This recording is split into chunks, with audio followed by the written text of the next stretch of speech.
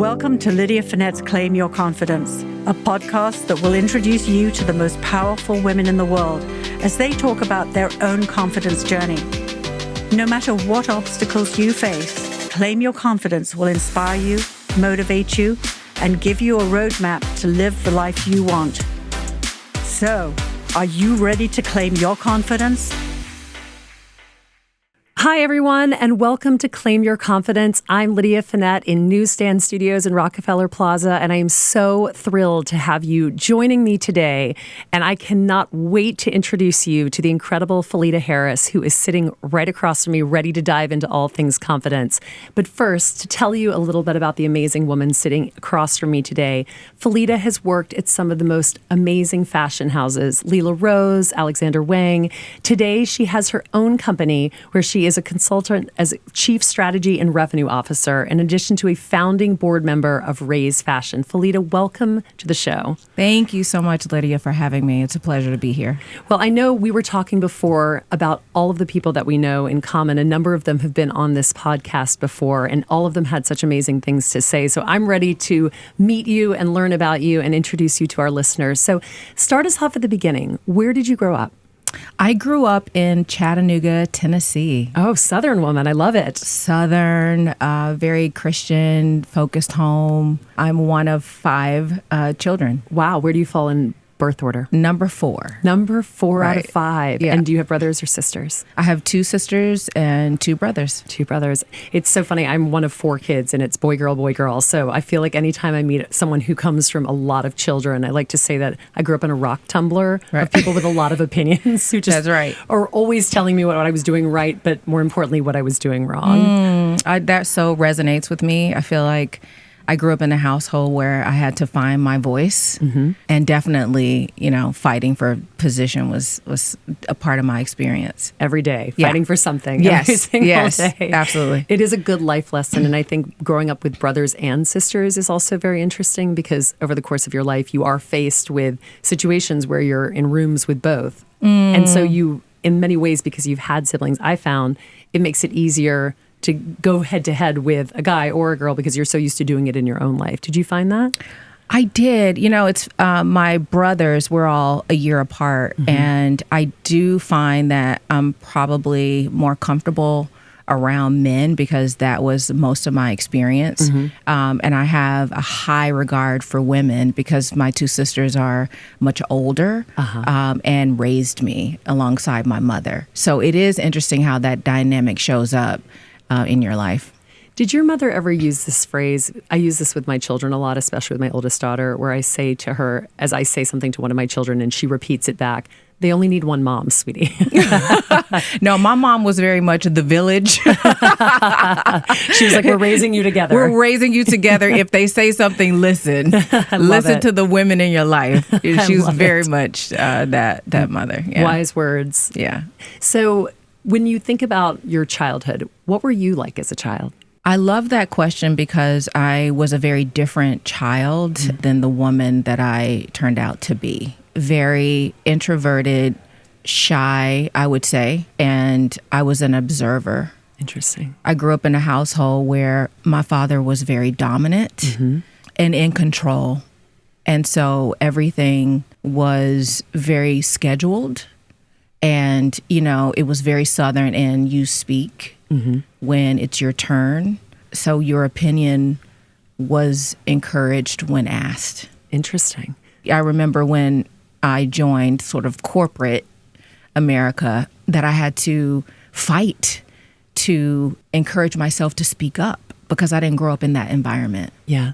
It's interesting because I do also feel like, and you keep referring to the South and Southern, and I use those phrases a lot when I'm speaking and people ask me about growing up in the South as a woman because it is a different culture. I mean, we both live in New York City now, and it's a very different way to grow up when you're taught as a young child to speak when you're spoken to. And, even the culture around you very much sort of tells you as a woman that there's a place for you, and it's not necessarily the chair of the board, right? That's right. That's right.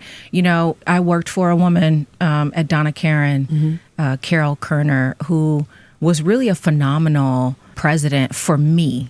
She helped groom and shape me as an executive, and we were in a board meeting, and she said I was whispering something like, we were bantering between the two of us, and she couldn't hear me. And she said, "Speak or you'll never be heard." Interesting. And it cut in the moment, but it was the best thing anyone had ever said. Speak or you'll never be heard. Those are Speak incredible or words. you will never be heard. Yeah. And it was a pivotal moment in my life, in my career journey. Where did you become who you are today then, if that's not who you were as a child? You grew up in Chattanooga. Did you stay there until you moved to New York? Or? So my parents divorced when I was 6. My mother remarried when I was 12. My stepfather was in the Air Force, and we moved to Italy for 3 years. Well, that worked out quite nicely. She was very specific. What a smart woman. She was very smart. So we lived in Italy for 3 years near Pisa. And that was obviously life-changing coming from the South. Yeah. In what way? It was our first time out of the country. Wow. My mother, being a single mom for 6 years, worked 2 jobs to support the family. She had a mortgage and 2 cars. And I was thinking the other day how courageous my mother must have been. She passed away last year. I'm so sorry. She was 38. 5 children. 5 children, 1 in college. And she made a decision to divorce my father and do it alone. And she had a 7-year-old, a 6-year-old, and a 5-year-old. My goodness. 2 jobs. For 6 years, she was single. And then she met your stepfather. She met my stepfather. And in, I think, the first 3 months of their marriage, he was stationed in Italy. And she left the country with her 3 little ones. And so what was it like to live in Italy as a child who was an introvert? So you're moved from the place that you've grown up. So you're 12 now, right? Which is an interesting age. I'm 12. Yeah. It was the world had opened up because it was truly a multicultural experience. Up until that point, we had lived in a middle class Black neighborhood, preachers, teachers, nurses, solid. And this was very multicultural. So it was fresh. It was new. It was interesting. It was inviting. And we were wild. Yeah, I have 2 brothers. So we were like, my mom was like, "Where are you? I don't speak Italian. You don't either. Get home." The street light is on. The street light is on. It's time to come home. Yeah. And we wanted to explore everything. I remember we were going to like the bar and getting like, pizza and just drinking. I mean, we were just so wild. Just living it up. And the Italians were allowing it. And I still have such a love for Italy because Italy embraced 3 Black young kids. And taught you what? Teenagers. Yeah. And teenagers. To live. To explore. Yeah. And that it was okay. That continued throughout my life. Yeah. Right? I ended up in fashion, and that was not planned because I wanted to be an anchor woman, which we'll get into, but that was a short-lived dream, but it is ironic that I ended up in fashion and I visit Italy quite frequently. That is so funny that it was something that was planted so early. How long were you there? 3 years. 3 years. And then you came back to Kansas. This is an amazing story. To Kansas, Wichita, Kansas, which is all white. Derby, Kansas. So Wichita is the base, and we lived in Derby, which is like 45 minutes. The school was all white, and I can feel it now in my chest, silenced. Yeah. I can imagine after like freedom and wild. Yeah, I actually don't remember the last 2 years of high school because it was so isolating, and it wasn't an experience. Yeah. Yeah. And I don't remember racism or anything. It just was so starkly different. Yeah. So we got through it. However, there was a community. My brothers played a lot of sports, so we would go to the games and we met other communities. And so I was very active in I got into pageantry. I can imagine that you would be an amazing pageant queen. You really I do. won If Miss you could sit here, NAACP. you're so beautiful. Everything about you is so Thank poised you. and beautiful. Yeah. And is that how you moved forward? So you were in Kansas through the end of high school. Did you go to college? What was the next step? So I did a year at Central Texas, which was like for communications. That's when I was like, I'm going to be an anchor woman. Yes. And so, short but funny story, I called the local station. I mean, this is like not what you do. Dial a friend, not the secretary or whatever at the station. And I said, so I want to be on air. How long will it take? And I don't know who's on the other line, right? And she goes, baby, you'll be 30. And that seemed like forever because you were, I what, was like 18? 30, and I was working at a store, I believe it was called Gadzooks. And my manager, I went in and I was like, oh my God, I don't know what I'm going to do with my life. I was always very ambitious.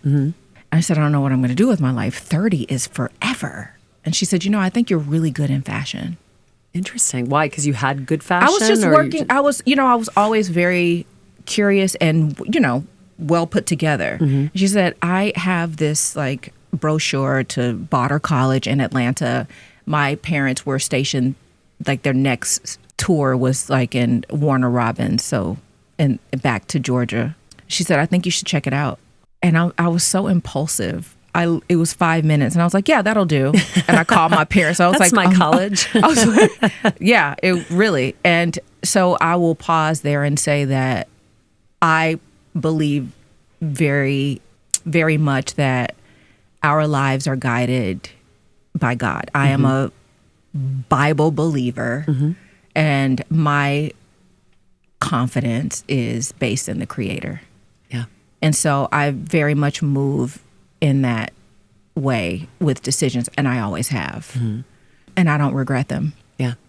And so it was that decision to move and start a career in fashion that led me to where I am today. So this was all the beginning. It was that brochure being handed to you. It was, yeah. It was the beginning of this journey. It was the beginning you. of the journey. So I transferred, moved to Atlanta, got a degree in merchandising and buying, and started my journey into retail. And where was the first job? In New York? Neiman Marcus. Wow. Atlanta. Start at the top, right? Why start at the bottom when you can start at the very top? Yeah, Neiman Marcus in Atlanta, management training program. It was incredible to learn luxury from the best, from the top. Yeah. I learned about connection. I learned about what we call consumer engagement. I learned about the importance of sales associates and ensuring that they had everything necessary to close a sale. Yeah. And I was just intrigued with the entire process.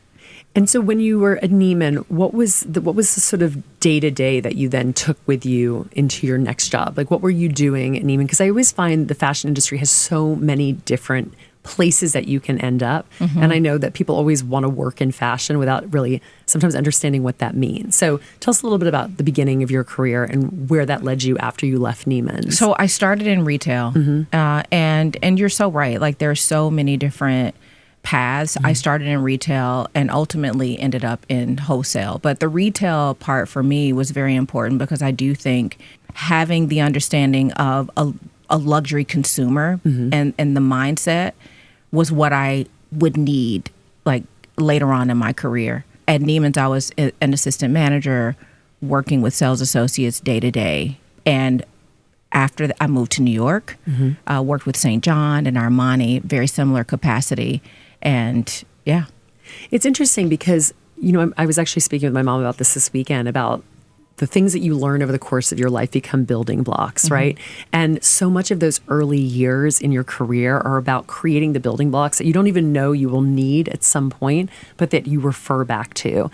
So when you moved from Atlanta to New York, are you loving this job? Are you loving what you're doing? Did you find that you hit your stride from the minute you walked into Neiman's and you knew what you were going to do? Or was this kind of an evolution? Because I love the early fashion year stories. Eliza was telling me about picking dust bunnies out of shoes during her podcast. I think it's interesting how we are so set on what we want to do early. Yeah. And we don't know. Right. And it goes back to just trusting the process. Yeah.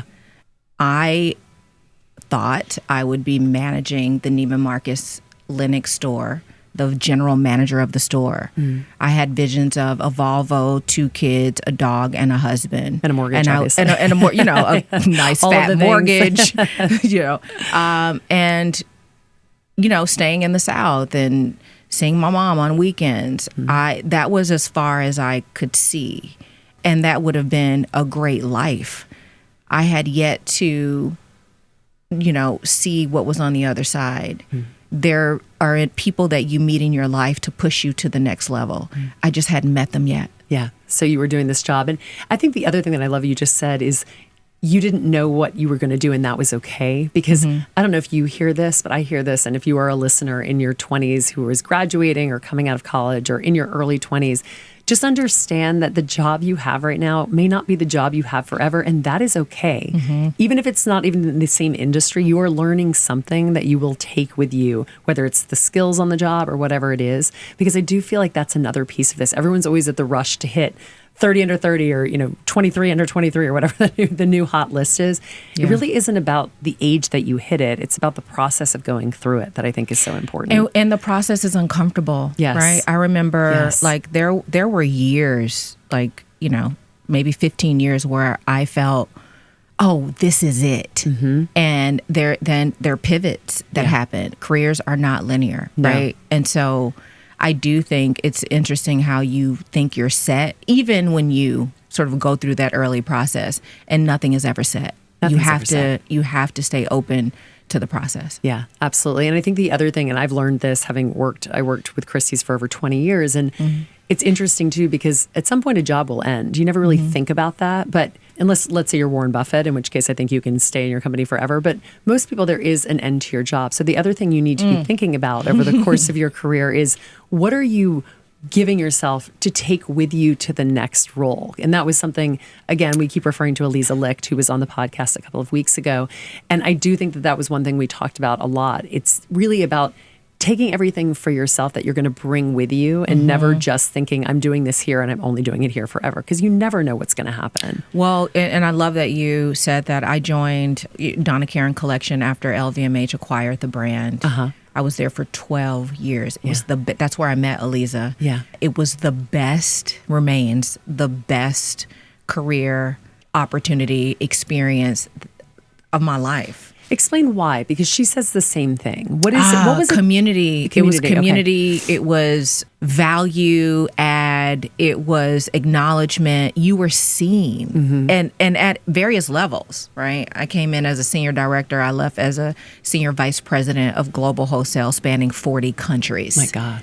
What a job. So you were allowed to grow, evolve. You were given so many resources to refine your craft. And I think that doesn't exist so much today. Yeah. But you wish it did, because everybody who worked there that I know always goes back and says that was the best experience of their life. That was the best company. And that was Donna, really. And that was Donna, and also the executives that were hired. I would say the HR team did a great job at, culture add. I know we don't use the word culture fit today, but I think we don't. Like we I never know what's in it. Right. It's like, fit, add, whatever it is. I think that we were really a match in terms of supporting each other, especially as women and a diverse group, whether it's gender, ethnicity, industry, skill. We worked really cohesively together. And that's saying a lot from a young woman from Tennessee, Christian. As you know, many individuals at the company were Jewish. I never felt tension there. I never felt like an outsider being Black. I felt really at home. And I thought I would retire there. Oh, yeah. Yeah, going back to your previous statement, jobs don't last forever. And jobs don't last forever. And it took a moment, and I think after that, joining Lila Rose was like that bridge to say, okay, what do I do next? Ease into, something else, try a smaller company. They were very kind, and then see what's next. But so with Donna Karan, how did that end? What was the end of that took you to Lila? So G3 acquired Donna Karan collection from LVMH. And Neiman Marcus, Neiman Marcus shows up so many times in my life. I was about to say. They were calling, going, we have a really, solid business with Lila Rose. They're looking for a senior vice president. We think you'd be a good fit. Try it. And I was like, I love Donna Karan. They're like, well, it's sold. Move on and try this. And so I went over and. It is hilarious. So I know Lila. I wear so much Lila Rose on stage. We were talking about this before. I'm probably the greatest sample sale buyer of Lila Rose that has ever been. Those sample sales are incredible. They're Women incredible. are yeah. They're stripping down, trying on clothes. I've worn I probably have 40 of them because I wear them still on stage almost every night.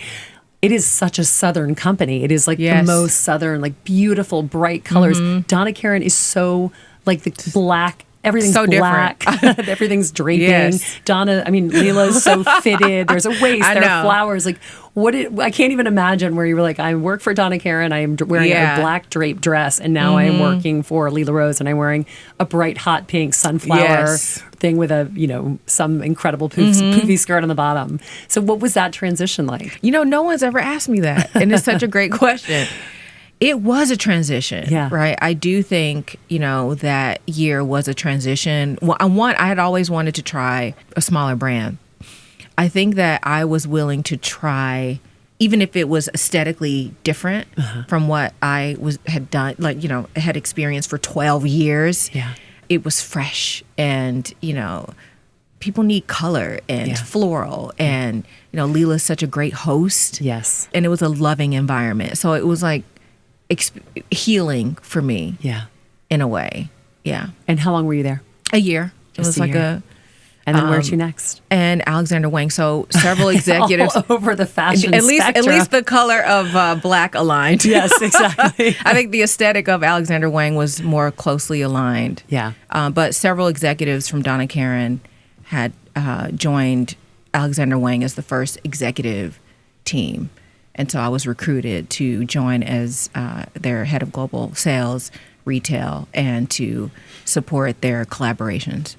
Can you give me a really great confidence bust that happened to you? Something that you look back on over the career. Where do you want me to start? I know. I feel like everyone says that. But tell me something that happened to you that's going to make everyone, if they're having a bad day listening, laugh out loud and think, oh gosh, if she got through that, I can too. Absolutely. After Alexander Wang, while at Donna Karan, I'll start there, I saw fashion tech emerging on the B2B side. And I was always very passionate from my retail days of working in the store as a sales associate, alongside sales associates, and even scaling wholesale businesses on a global level, the need to have product knowledge facilitated to frontline sales teams. And what that experience looked like, from digital assets to lookbooks, videos. And I found it fascinating that we were still so manual, having reps fly all over the world, coffee, donuts, trunks. I'm like, this, one, is expensive. Yes. And two, you can't reach everyone. So I wanted to launch an app that would facilitate product knowledge to everyone. Yeah. Right? So I, in 2018, left Alexander Wang to launch this app called Inform. We had a venture development partner. So it was just an incredible, everything was working seamlessly. Yes. Great partners aligned to launch. And we were awarded Business Innovator of the Year by Gary Wassner. Wow. Fashion Group International. Nothing could go wrong until the pandemic. Oh, yes. You don't really have frontline workers who are sales reps. Over 70% of frontline workers were furloughed. Yes. And as you know, the world of retail and every industry was shut down. So there was nowhere to deploy the app. Yeah. And I would say, Lydia, I had been on this trajectory of winning for so long, quantum leaps. Yeah. Yeah. Being introduced to presidents and CEOs that would say, give her the opportunity when the odds were not in my favor. Right. Yeah. And this was my first, I would say, big loss. And I didn't know how to navigate through it. I had incredible support around me, but I was the CEO. Yeah. I was a founder. And you were the person tech founder. A tech founder. A tech founder. And I had so many people who believed in me, and I didn't want to let anyone down. So I paused the app, and I love Campbell's chicken noodle soup. There's a segue. I love Campbell's. I love saltines, and I love ginger ale. It is just like soup for the soul. The cocktail of if I have a migraine, or the flu, or if I have to shut down a business, that's the list. Turns out it helps with that too. Oh, Lord. And it was ego. Yeah. I'm a single mom. I have a 15-year-old. Oh, wow. She was 13 at the time. Homeschooling, going through her own, mental wellness. It was a lot. It was a lot. I was challenged to go within and test my faith, my resolve. Beyond me. See, I don't know that we as humans are strong enough to only believe in ourselves. I think we would love to subscribe to that. Yeah. Right? If I can go to the gym and eat right and, listen to the right podcast, and then I will be okay. We didn't make ourselves. Yeah. Yeah. Right? And so I had to align with the Creator and rebuild in every way. As a parent, as an executive, as a daughter. My mom was diagnosed with Alzheimer's and dementia. They didn't know which one. She had a stroke. It was everything that could go wrong. And yeah. And you're still sitting here. I'm happy.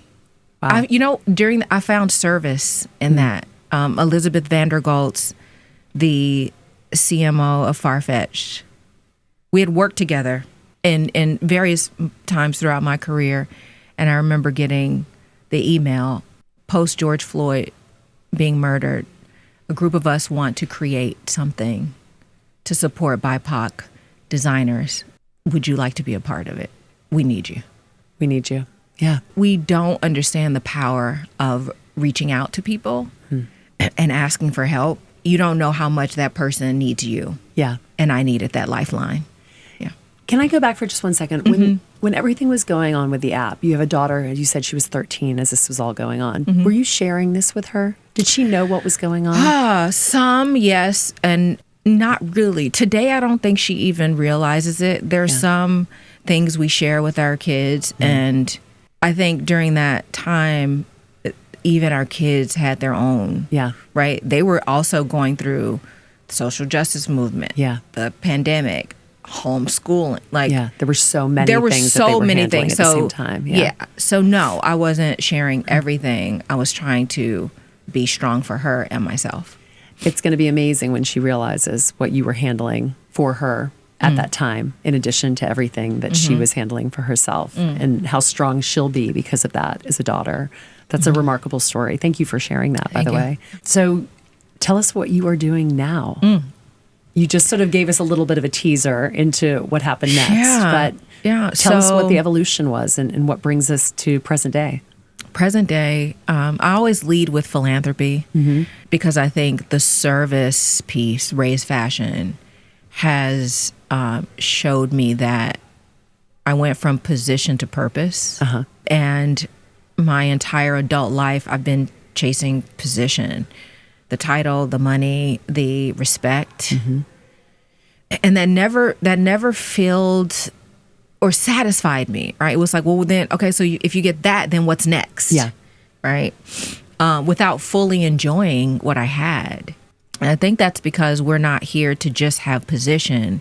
We're here to seek purpose. And so with RAISEfashion, we're a nonprofit that supports BIPOC designers with a pro bono operational ecosystem. We really spend time solving challenges for BIPOC designers, whether it's connecting them with wholesale partners, helping them with financial literacy, introducing them to supply chain resources, logistics, you name it, anything that they need to advance their businesses. We are a network of 300 pro bono executives. That's amazing. And we have 250 designers that we resource. We also have a program for interns, HBCU interns. What I think a lot of individuals don't realize is that I think we all realize it's expensive to live in New York. Yeah. Some of us live in New Jersey and Connecticut. But HBCU students have that financial barrier of applying, one. And two, even if they get the internship, they can't move to New York for the summer. Yeah, of course. And so we provide a living stipend. Amazing, yeah. To remove that barrier. And we introduce these interns to retailers and luxury brands for internships. I remember Brandis saying when she was on here, Brandis Daniels was the founder of Harlem's Fashion Row. I consulted for them for 1 year, yeah. But I do remember her saying one of the biggest issues is that you can have this great designer, this BIPOC designer, who can keep designing basically in a hole because nobody ever gets to see it because there's no money to amplify it. There's no interest, or they can't get to the right people. They don't even know where to start. So I'm sure that is an incredible resource to so many people who are excited to be part of the fashion world and don't even know where to begin. Yeah, it's, to that point, there are, I think over the last 4 years, several organizations that have been incredibly resourceful in finding opportunities for designers, collaborations, retail opportunities, etc., even grant funding.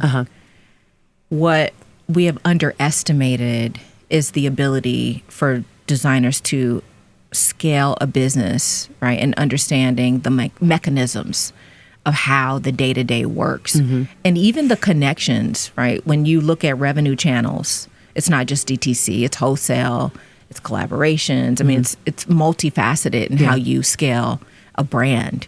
And so we provide that you can meet as many advisors as possible, and the time does not expire. That's amazing. So you can always come back and triage an issue that you're having. And removing that financial barrier to information and access is significant. Yeah. We also this year launched a brand fellowship program, which I would say we doubled down on that information through a series of masterclasses. We signed 17 partners. These are all executives at various companies that actually come into our process and lend their expertise within an 8-week process for designers. It's amazing. It's incredible how much networking is a part of this industry and frankly, a part of any industry that you want to be in for a long period of time, but especially fashion. And so those introductions, I'm sure, are completely and totally invaluable to the people who receive them. Of course, yeah. And they're meeting executives that they would never meet. I mean, some of these executives, it took me 10 years to meet or be in a room with. And then it becomes very transactional, right? So you don't really have the conversation. Or the relationship. Right, really. or the relationship, right? So the executives and organizations are very generous with their time, with their information. There's nothing that they won't answer. They post the program, they're joining our Slack to answer more questions from the designers. So it's an organization that's very dear to my heart, not only as a co-founder, but I see the need. I experienced this from the sales floor, to the ivory tower. Yeah. And I think that it's phenomenal, and it actually supports every organization that is, I think, in service of BIPOC brands. Well, Felita, you are such a wealth of knowledge, and I know that every listener listening to this podcast right now will have learned so much from you. If someone is interested in getting involved with RAISEfashion, what do you suggest? www.raisefashionnow.org. Go to our website, sign up to be an advisor. If you're a brand, there's also a portal where you can go and sign up for support. That really is the way we change and create more inclusivity for the industry. Yeah. Okay. And that's my philanthropy work. Yeah. Yeah. And then tell us on the business side, what are you busy doing? What I'm busy. So I have been consulting for the last few years, which I find very interesting. I've taken all of my experience and I lend that to, support pipeline programs, revenue scale, wholesale, merchandising, et cetera. So, I've expanded my business to support whether it's groups, brands, fashion companies. I'm consulting. I cannot even imagine having a brain trust like yours in a room. And I imagine any fashion company in the world, and frankly, any tech company in the world would be lucky to have you there. Thank you. Felita, thank you so much for joining me today Thank in you. Newsstand Studios. Joe and I always sort of exchange glances over the course of an interview, and he keeps looking at me, giving me a thumbs up. I think we're both so enthralled with you and so incredibly enthralled with your story. And I still love the part of Italy that you were wild. What an amazing way to describe your time in Italy. I will always think of that country with that story. But I wanted to ask, where can we find you? What Instagram? I mean, where are you on social media? Where can we follow along with your journey? I'm on Instagram, Miss Felita Harris. I also have my website, felitaharris.com, and I'm on LinkedIn. LinkedIn. Well, Felita, again, thank you so much for joining me on Claim Your Confidence. Thank you. Great questions. You asked some questions I've never been asked, so thank you. I love that. I always love to hear that. Well, thank you to Joe for always making sure that everything is perfect here in Newsstand Studios. Thank you to Rockefeller Center for this beautiful, amazing podcast studio. And thank you most of all to our listeners for tuning in week after week. I want to leave everyone with one thought as you listen to this podcast. You talk so much about purpose, Felita.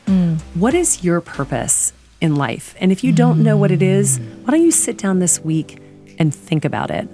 DM Felita, DM me. Come back to us with what your purpose is and what you plan to do with it, because I love an actionable goal.